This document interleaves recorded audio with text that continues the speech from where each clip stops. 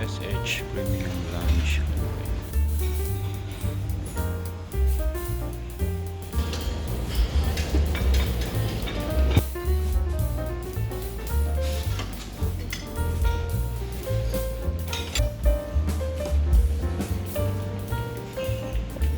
Tignan nyo yung itsura ng lounge nila dito sa Hanoi. So maganda siya and masarap yung pagkain.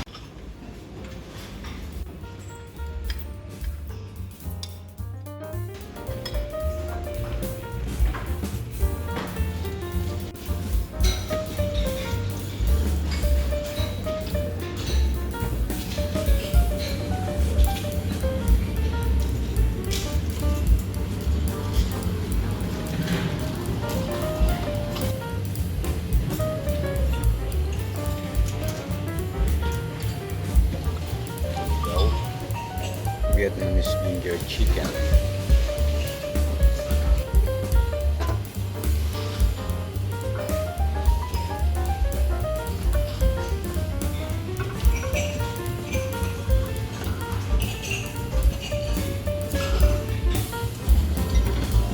Salad.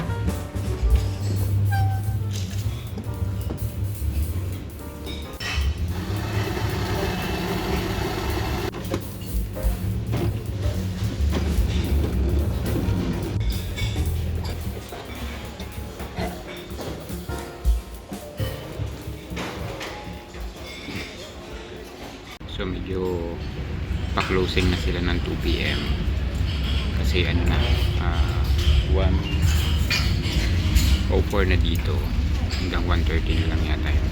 Kaya medyo ano na, halos hindi na sila nag-refill. Anyway, free lang to doon sa card ko na BPI. Yan, at least nagamit din siya. Makukumpara nyo yung mga lounge sa ibang bansa compare doon sa Pilipinas. Yan, kita nyo naman yung pagkain, ang daming upuan, komportable, maayos, malinis.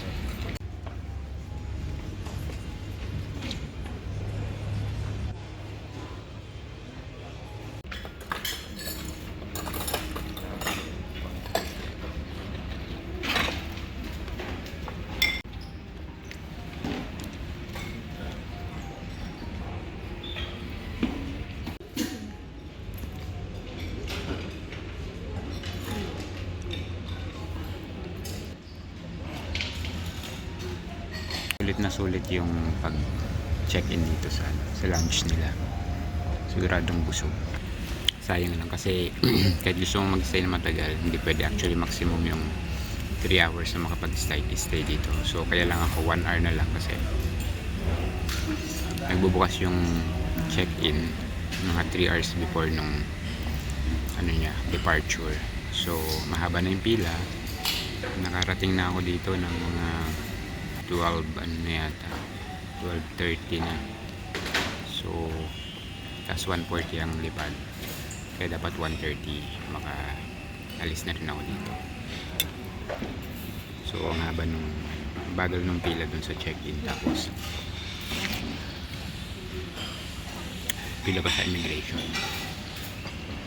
Kaya kung meron kayong mga privilege sa card, sa mga credit card, yan, gamitin nyo, sayang. Lalo yung mga mahabang biyahe, dapat sinusulit.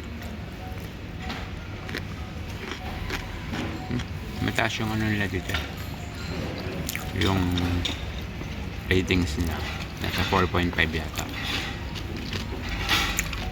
over 5. Sa Pinas ewan ko nasa 3 point something lang yata. Kaya masarap niya gamitin sa ano, sa mga sa ibang bansa, yung mga ano, privilege card na yan. Toilet.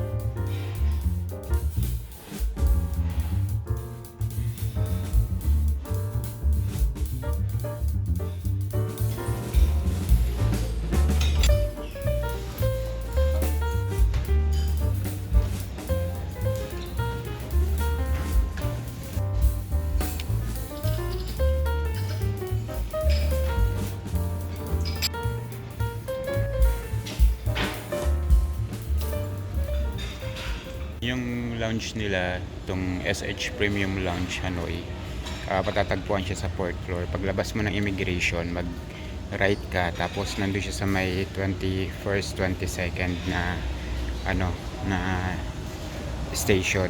So tas akyat ka lang ng escalator, yan, makikita mo na siya. Yan. So ito yung 22nd na gate.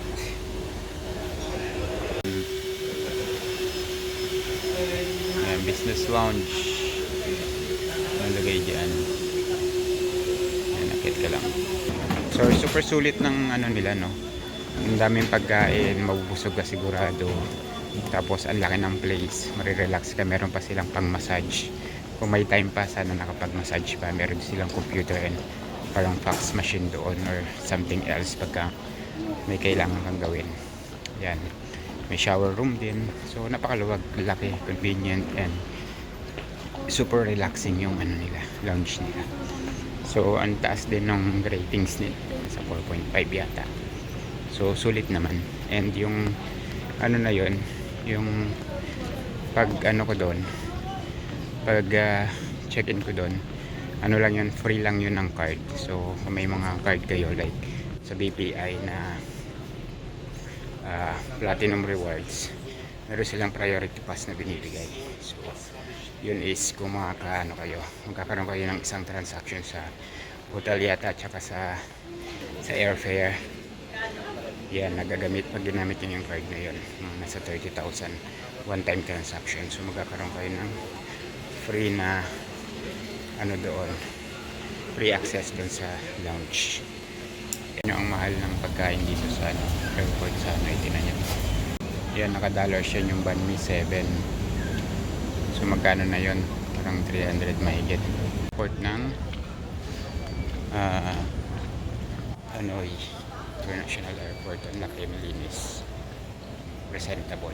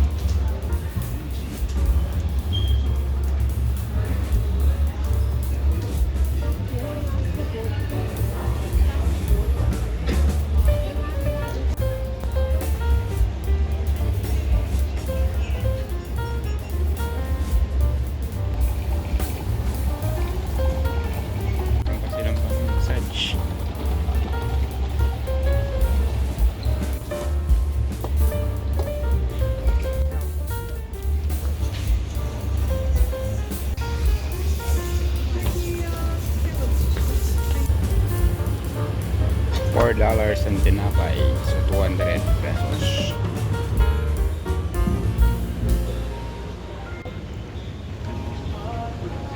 Yan. So yun lang. Kaya ito na yung aking day 10 dito sa ano, sa Hanoi. Yan, kasi madaling araw yung flight ko, and sakto 10 araw. So yan lang guys, dito na natatapos yung ating trip dito sa Hanoi. 10 days travel sa Hanoi. See you sa ating next destination.